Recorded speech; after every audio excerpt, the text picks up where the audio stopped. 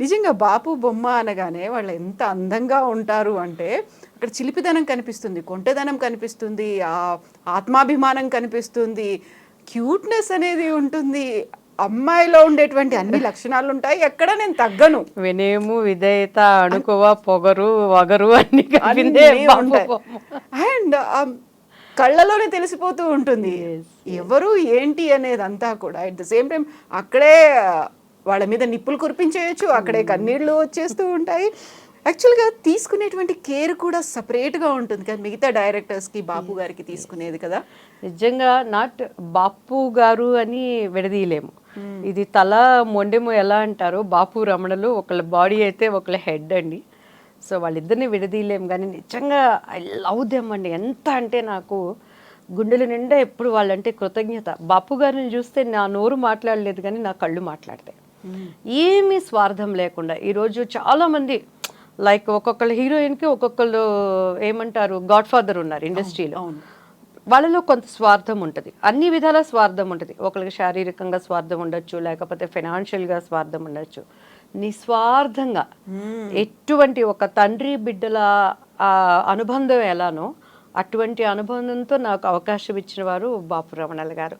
Not only బాపు రమణల గారు, అమ్మ శ్రీదేవి గారు కానీ, బాపు గారి మిస్సెస్ గారు కానీ, అసలు ఇప్పుడు వరా గారు కానీ, అక్కడ ఉన్నటువంటి రమణ గారు కానీ, ఆ టీం అంతా ఎట్లా అంటే మాకు ఒక ఫ్యామిలీ బాండేజ్ అనమాట.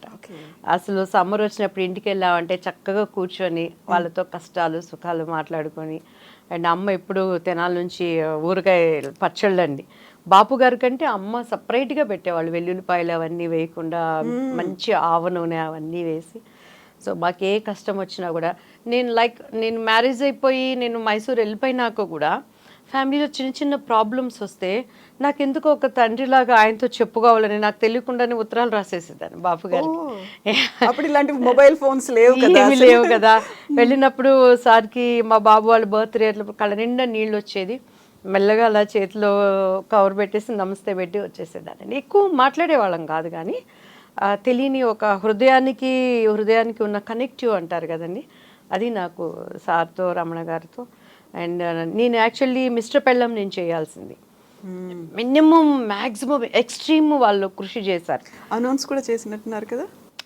అనౌన్స్ అందరూ అనుకున్నారు అప్పట్లో. ఓకే, ఈ తినే చేస్తుంది అన్నప్పుడు రాజేంద్ర ప్రసాద్ గారేమో దివ్యవాణి గారు వద్దు అని చెప్పని, నా తప్పు నా పాపం ఏమీ లేకుండా నేను సారీ చెప్తానండి కూడా అని నేను చెప్పిన తర్వాత మిస్టర్ పెళ్ళం చేసినాక వాళ్ళకి ట్రూత్ ఏంటని అర్థమైనాక పెళ్లి కొడుకు చేశారండి. కేవలం నా కోసమే చేశారు ఆ సినిమాలో. ఈ సినిమా అమ్మాయి మిస్ అయిపోయింది, అమ్మాయి బాధపడకూడదు అని చెప్పని చేశారు. నా బ్యాడ్ లక్ అది కొంచెం అనుకున్న విధంగా లాభాలు రాలేకపోయింది ఆ సినిమాలో. అప్పట్లో అది బంగారు పిచ్చి కానీ చంద్రమోహన్ గారు విజయ నిర్మల గారు చేసిన మూవీ అనమాట. సో అట్లా ఇండస్ట్రీలో ప్రతి ఒక్కరికి ఒక గాడ్ ఫాదర్ ఉంటాడు.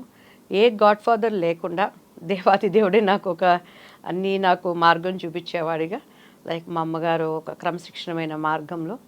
అండ్ బాపు రమణ గారు ఇప్పటి వరకు ఏ హీరోయిన్ అయినా కూడా ఈ అమ్మాయి ఏ సినిమాలు అంటే ఎత్తుక్కొని పది చెప్పాలి. ఏ హీరో అయినా సరే ఏది అంటే వాళ్ళు ఎంత పెద్ద స్టార్లైనా చెప్పుకోవాలి. బట్ తెలుగు చరిత్ర అనేది ఉన్నంత వరకు పెళ్లి పుస్తకం అంటే దివ్యవాణి అంటే పెళ్లి పుస్తకం. హీరో క్యారెక్టర్ కూడా డామినేట్ చేసే విధంగా నాకు అది ఒక పడటం అనేది లైక్ నాకు ఒక దేవుడిచ్చిన ఒక అదృష్టం అండి.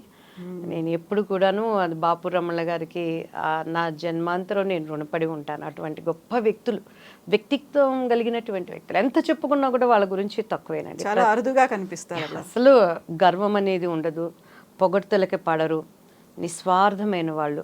అన్నీ ఉన్న విస్తరాకు అణిగి మణిగి ఎలా ఉంటుందనే దానికి వారు ఒక మాదిరికరం. లైక్ ఆ టీంలో మేము పనిచేసిన కెమెరామ్యాన్ రాజు గారు కానీ చాలా డిసిప్లైన్డ్ అనమాట. ఇప్పుడు మీరు ఒక మాట అన్నారు, ఎందుకని రాజేంద్ర ప్రసాద్ గారు వద్దన్నారు? ఆ రీజన్ ఏమై ఉంటుంది? ఆ తర్వాత తెలిసిందా అసలు ఏంటి అనేది? దివ్యవాణి గురించి చెప్పారా ఎవరైనా, లేకుంటే దివ్యవాణి ఇలాంటిది అని అన్నారా? అక్కడ అభిప్రాయ భేదాలు అనేవి కొన్నిసార్లు వస్తాయి. మీరు సారీ చెప్పానన్నప్పటికీ కూడా ఏం జరిగి ఉంటుంది అక్కడ? ఎందుకు వద్దన్నారా అంత తీవ్ర స్థాయిలో? కామన్ ఏముంటుందండి, అప్పుడు హీరోలు మేము హీరోయిన్స్ అప్కమింగ్లో ఉన్నాము. ఇప్పుడు రాజేంద్ర ప్రసాద్ గారు చెప్తారు ఎప్పుడు, ఆయన డబ్బింగ్ ఆర్టిస్ట్ నుంచి వచ్చారు అని. రామరాజ్యంలో భీమరాజు అని ఒక సినిమాలో ఆయన ఒక చిన్న క్యారెక్టర్ చేశారు. క్యారెక్టర్ స్థాయి నుంచి ఈరోజు హీరోగా ఎదిగారు అని అంటే ఆయన ఎంత కష్టంలో నుంచి పైకి వచ్చిన వ్యక్తో. వాళ్ళు కూడా అర్థం చేసుకోవాలి, రియల్ టాలెంట్ని టాలెంట్గా తీసుకురావాలి. ఓకే, ఒక వ్యక్తిని చూసినప్పుడు మనసులో 1000 ఆశలు నీకు రావచ్చు. అవతల వ్యక్తులకి ఇష్టం అంటే మీరు ఎలా ఉన్నా కూడా నో ప్రాబ్లం. కానీ ఒక ఆర్టిస్ట్ని ఆర్టిస్ట్గా ఎదగనిచ్చినప్పుడు మేము కూడా ఎన్నో ఆశలతో మా తల్లిదండ్రులు కానీ ఒక మంచి నటిగా మనం గుర్తింపు తెచ్చుకోవాలని తీసుకొని వస్తారు. సో అట్లా కొన్ని నేను ఒక టైపులో ఉండే అమ్మాయిని నేను క్యారెక్టర్ కోసం ఆశపడి మనకున్న బార్డర్ తప్పి బయటికి వెళ్ళే స్వభావం మా ఇంట్లోనూ లేదు, నాకును లేదండి. సో అట్లా అందులో నేను ఇంట్లో లాస్ట్ అమ్మాయిని. మా అమ్మగారికి అక్కయ్యకి చాలా ప్రేమ, they are very strong pillars. మన వంశీ గారు యాక్చువల్లీ మా ఫ్యామిలీ ఫ్రెండ్స్ అనమాట.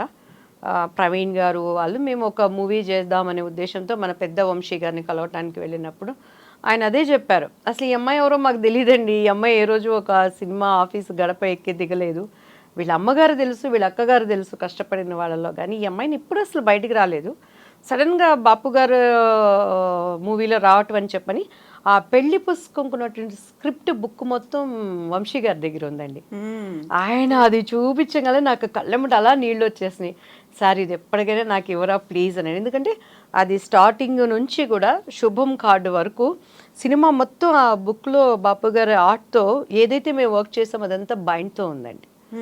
బైండింగ్ బుక్ అనమాట, పెళ్లి పుస్తకం అని చెప్పిన. నాకు అసలు చూస్తే ఆహా ఇది నాకు దొరికింది, ఎప్పటికైనా సరే వంశీ గారిని బ్రతిమలాడి సార్ నా పుస్తకం నాకు ఇవ్వండి నేను అడుగుదాం, అంత అదృష్టమా నాకు అని చెప్పని అన్నానండి. అట్లా నన్ను ఇండస్ట్రీలో వచ్చిన కష్టం అంటే నాకు తెలియదు, నలుగురితో మాట్లాడటం అంటే నాకు తెలియదు. ఏ రోజు క్యారెక్టర్ల కోసం వెళ్ళి ఒకళ్ళ దగ్గర నేను మాట్లాడలేదు. రావటం పర్చూరి శారదాంటి గారి ద్వారా పర్చూరి గోపాలకృష్ణ గారు వాళ్ళ ఇంట్లో వాళ్ళ పిల్లలతో ఒక పిల్లల్లాగా ఉండేవాళ్ళే, కానీ ఆ క్యారెక్టర్ల కోసం ఇలా ఉండాలి అలా ఉండాలి అనే అనుభవం మనకి లేదండి. సో లక్కీగా మా ఇంటి పక్కనే ద్వారకి అంకుల్ ఉండేవాళ్ళు. నా 15 ఇయర్స్ అప్పుడు 10th ఎగ్జామ్ అయిపోయి వచ్చాను, 14 కంప్లీట్ అయ్యి 15 ఇయర్స్ నాకు. డాన్స్ రాజే డాన్స్ అని వాళ్ళు కన్నడ మూవీ చేస్తున్నారు, లీలావతి గారి అబ్బాయి అనమాట. ఈ అమ్మాయి ఎవరు బాగుంది బొద్దుగా పిల్ల అని అంటే నాకు అసలు కన్నడ రాదు, తమిళ్ రాదు, ఏమి రాదు. సో ద్వారకి అంకుల్ తీసుకెళ్ళి ఆయనే అసలు నాకు దివ్య అని పేరు పెట్టింది ఆయనేనండి.